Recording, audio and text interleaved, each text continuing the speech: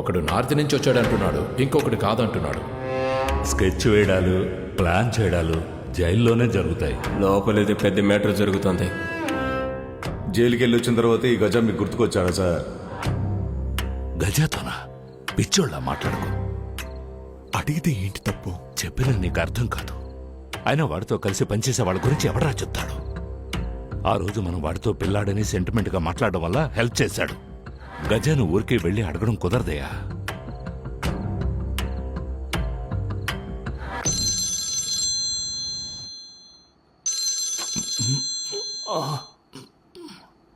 ఏంటది? ఎప్పుడు? ఇదిగో వస్తున్నా. ఏమైందండి ఈ సమయంలో ఫోను? వెళ్ళొచ్చి చెప్తాను.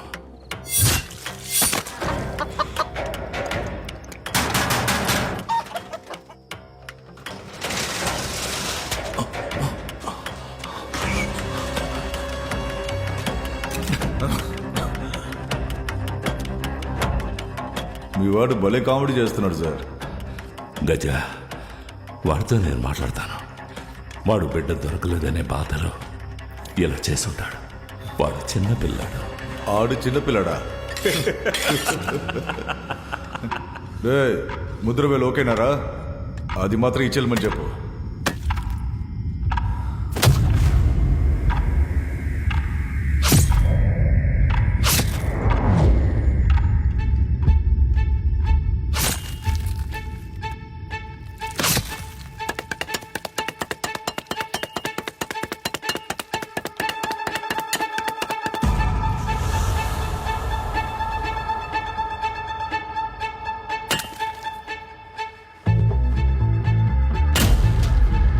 స్కెచ్ వేయడాలు, ప్లాన్ చేయడాలు జైలు నుంచి ఎవడన్నా వచ్చాడేమో చూస్తున్నావు. జైలుకి వెళ్ళి వచ్చిన తర్వాత ఈ గజ మీకు గుర్తుకొచ్చాడా? జైల్లోనే జరుగుతాయి.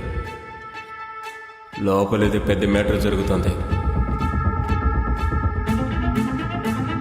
రాజేంద్రని ఎందుకు చంపావు?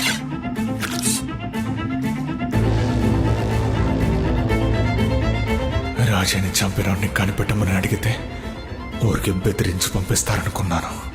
నన్ను కట్టిపడేసిన తర్వాత డౌట్ వచ్చింది.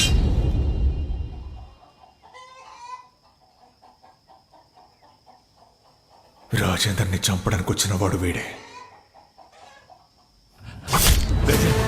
వద్దని చెప్పు.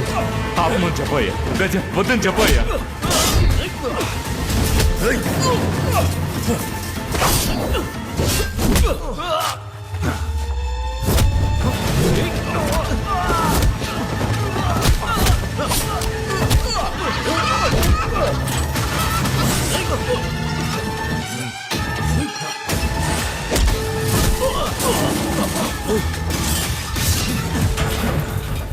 రాజేందర్ని ఎందుకు చంపావురా? వదిలే, నన్నేం చెయ్యొద్దు. వరదరాజే చంపేయండి.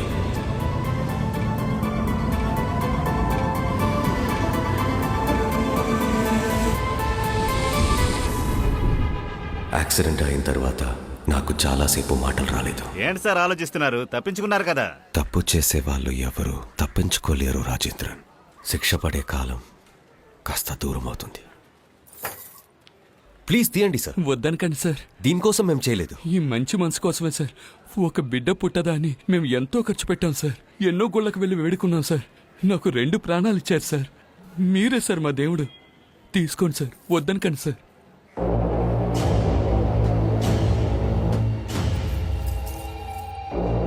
తీసుకో.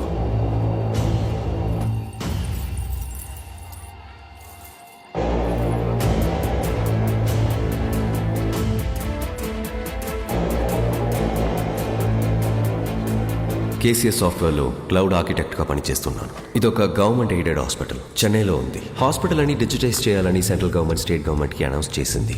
వీళ్ళ patient data management, bills, reports ఇవన్నీ డిజిటైజ్ చేయాలి. పేపర్, పెన్ను, ఇంకు పోయి డెస్క్టాప్, ల్యాప్టాప్, కీబోర్డ్, మౌస్ అని మారబోతుంది. పేషెంట్ యొక్క రిపోర్ట్లను ఏకం చేసి ఒకే కేసీఎఫ్ కావాలి. మెడిసిన్ కొనేటప్పుడు పేషెంట్ అకౌంట్ ఇస్తే బాగుంటుంది. పుట్టిన బిడ్డకి వాళ్ళ అమ్మకి బార్కోడ్, ట్యాగ్ కావాలి. త్వరగా. నమస్కారం సార్. సార్, నాకు చాలా కావాల్సిన సార్. దీనికి నేనెలా హెల్ప్ చేయగలను సార్? ఆ బిడ్డ మాకు ఏదో యాక్సిడెంట్లో దొరికింది. మీరు హాస్పిటల్లోనే ఉంటారు. ఎవరైనా బిడ్డ వద్దని చెప్పి వెళ్తారు కదా సార్. మీరు మనసు పెడితే జరుగుతుంది సార్. మొక్కని దేవుడు లేడు సార్, చూడని వైద్యం లేదు సార్. 5 లక్షలు ఇవ్వడానికి కూడా రెడీ సార్. నా నెల జీతం 45,000. సంవత్సరం మొత్తం కష్టపడి పనిచేస్తే ఎంత వస్తుందో అది ఇప్పుడే ఇస్తా అంటున్నాడు. ఏదో ఒకటి చేయండి సార్. 5 లక్షలు అంటున్నాడు, ఇస్తాడా? పెద్ద రిస్క్ ఏమో. డబ్బున్న వాడికి మిడిల్ క్లాస్ వాడికి డిఫరెన్స్ ఏంటో తెలుసా? ఈ రిస్కే. మీనా 50,000 మంచి అమౌంట్. ఒకసారి చేస్తే కంటిన్యూగా చేయొచ్చు. రాజేంద్రన్ సాలిడ్ హ్యాండ్, కానీ రంగంలోకి దిగితే ఇక్కడ పుట్టిన బిడ్డలు ఎవరు రారు సార్. అది చాలా రేర్. 5-6 ఏళ్ల పిల్లలే ఇక్కడ ఉన్నారు సార్. వీళ్ళలో ఎవరైనా కావాలంటే చెప్పండి సార్, మాట్లాడుకుందాం. పుట్టగానే చనిపోయింది అనుకోవచ్చుగా. 1 కాదు 4 పిల్లలు కనొచ్చు. ఆలోచించు, 5 ఏళ్ల జీతం మొత్తంగా. ఏమంటావ్? నొప్పులు వస్తే తెలియజేయి. అయినా వాళ్ళకి ఆ పాపను ఎక్కడ అప్పగించాలి? ఇద్దరం చేతిలో ఒక బిడ్డని పట్టుకుని నించుంటే ఎవరికి అనుమానం రాకూడదు. అది తరచూ పిల్లలు వచ్చే చోటే ఉండాలి.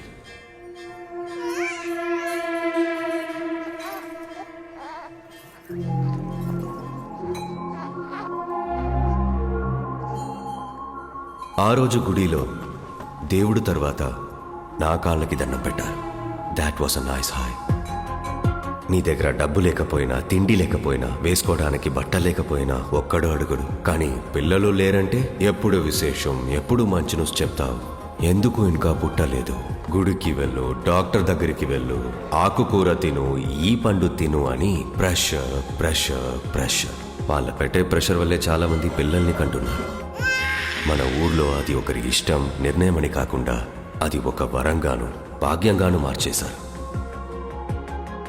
ఒకవైపు ఈ ప్రపంచం డిజిటైజ్ అవుతున్న కొద్దీ మరోవైపు ఈగలు గుమ్ముగూడినట్టు fertility centres, maternity clinics, scan centres అని పిల్లలు పుట్టుకకు మగతనం ట్రీట్మెంట్ అంటూ ఒక పెద్ద ఇండస్ట్రీయే తయారైంది. కొన్ని వేల సంవత్సరాలుగా పిల్లల్ని కంటున్న మనుషులకి 100 ఏళ్ల క్రితం వచ్చిన ఈ వైద్య ప్రపంచం కొత్త కొత్త వ్యాక్సిన్స్లని, స్కాన్లని, మందులని ఇచ్చింది. దీనికి మధ్య మన దేశంలో లక్షలో కొద్ది పిల్లలు అమ్మా నాన్న లేకుండా అనాథగా బోల్డ్ అని చైల్డ్ కేర్ సెంటర్స్లో ఉండే పరిస్థితి ఉంది. చూసారంటే ఇక్కడ అంత సులభంగా ఒక బిడ్డని దత్తత తీసుకోలేం. సెంట్రల్ అడాప్షన్ బోర్డులో రిజిస్టర్ చేయాలి, లీగాలిటీస్ క్లియర్ చేయాలి, ఏళ్ల కొద్దీ ఎదురు చూడాలి. ఇవన్నీ మాకొక స్ట్రాంగ్ అయిన వ్యాపార పరిస్థితి క్రియేట్ చేసింది. పిల్లాడు మావాడే ఉండాలి. బిడ్డలో ఏంటి? మాలోనే చాలా ఉన్నాయి. ఆ బిడ్డని తాకి ఎత్తుకోవాలి, మా ఇంట్లో అందరితో కలిసిపోవాలి. Hope you understand. 25 lakhs? 50 lakhs. స్ట్రైట్గా చేయకూడదు, అవుట్సోర్స్ చేద్దాం. ఒక టీమ్ సెట్ చేయాలి. అట్లీస్ట్ 4 లేయర్లు ఉండాలి. ఒకరు ఇమీడియట్గా వాళ్ళ పైన కింద ఎవరున్నారో తప్ప మిగతా ఎవరి గురించి తనకి తెలియకూడదు. ఒక పెద్ద ప్రోగ్రాంలో ఉన్న చిన్న చిన్న మోడల్ లాగా ఈ ప్రాజెక్ట్లో వాళ్ళు చిన్న చిన్న మోడల్. అవసరం లేకపోతే వాళ్ళని తీసేయాలి. కానీ ప్రోగ్రామ్ రన్ అవుతూనే ఉండాలి. పిల్లల కోసం రకరకాల రిక్వెస్ట్ వచ్చాయి. డెలివరీ చేశాం, బాగా సంపాదించుకున్నాం. రాజేంద్రన్ ఒక సెక్యూరిటీ సర్వీస్ కంపెనీ మొదలుపెట్టారు. నేను సొంతంగా ఒక క్లౌడ్ కంప్యూటింగ్ కన్సల్టెంట్ కంపెనీ మొదలుపెట్టాను. క్లౌడ్ టెక్నాలజీగా మార్చేద్దాం. No more physical service. చాలా క్లయింట్స్ని పట్టుకున్నాం. వాళ్ళ డేటాస్ని హార్డ్ కాపీస్ నుంచి డిజిటైజ్ చేశాం. దాన్ని మైగ్రేట్ చేసి మెయింటైన్ చేసి ఇవ్వడం వల్ల వాళ్ళ డేటాస్ని నేను నాకు తగ్గట్టుగా ఈజీగా యాక్సెస్ చేసుకోగలిగాను. మేము పెద్దగా ఎవరికి దొరకపోవడానికి కారణం మేము ఆపరేట్ చేసిన విధానము, హాస్పిటల్కి మాకు ఉన్న కనెక్షన్. ఇది ఒక క్లోజ్ నెట్ గ్రూప్. రెఫరెన్స్లో మాత్రమే ఆపరేట్ చేస్తాం. ఎవరు రెఫరెన్స్? రెఫరెన్స్ కాదు సార్, ఫ్రెష్. నీకు ఎన్నిసార్లు చెప్పాలి? రెఫరెన్స్ మాత్రమే. సార్ పార్టీ చాలా పెద్ద పార్టీ సార్, అడిగినంత డబ్బిస్తారు. ఎంత ఇచ్చినా ఓన్లీ రెఫరెన్స్. మనతో కలిసి క్రైమ్ చేసేవాడు ఎప్పుడు మన పేరు బయట పెట్టాడు రాజేంద్రన్. భాస్కర్ పంపిన రెఫరల్ ఏమైంది? వాళ్ళు యుఎస్లో పెద్ద డిప్లొమాట్స్గా పనిచేస్తున్నారు. మాకు వచ్చిన వాటిలో చాలా విచిత్రమైన రిక్వైర్మెంట్ వీళ్ళ దగ్గర నుంచే. ఇదంతా నియర్లీ ఇంపాసిబుల్. అందువల్లే మిమ్మల్ని రిఫర్ చేశారు భాస్కర్. ఇది చాలా కష్టం సార్. ఇక్కడంతా పుట్టిన లగ్నమే నిర్ణయిస్తోంది. 7వ తారీఖున ఎంతమంది పుట్టినా సరే అందరూ ధోని అనిరుద్ధు అవ్వలేరు కదా. సరే, మేక్ ఇట్ టు 2C.